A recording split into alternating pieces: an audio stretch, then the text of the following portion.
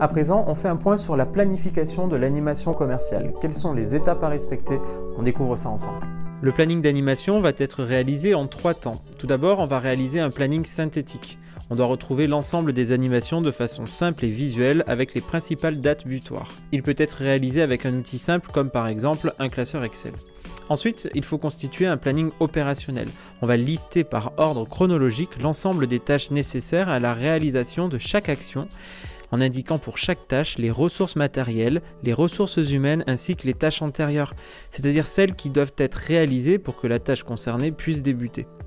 Et enfin, on va réaliser un planning en utilisant un tableur ou un outil de planification qui va permettre de tracer un diagramme de Gantt. Alors vous connaissez tous justement le diagramme de Gantt, vous l'utilisez même sur certains blocs par rapport à des projets que vous devez mener. On va refaire un point tous ensemble. Voici un exemple avec Gantt Project que vous connaissez.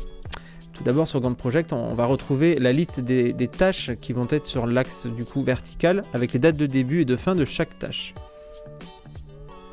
Ensuite, on va retrouver les tâches qui vont être représentées par des barres dont la longueur est proportionnelle au temps de réalisation. Il va y avoir des liaisons possibles entre des tâches et donc ça c'est représenté graphiquement par des flèches. Et donc ces liaisons peuvent être soit de début, donc on va considérer que des tâches doivent commencer en même temps, et il peut y avoir des liaisons en fin-début, donc c'est-à-dire qu'on doit vraiment attendre la fin d'une tâche pour que la tâche suivante commence.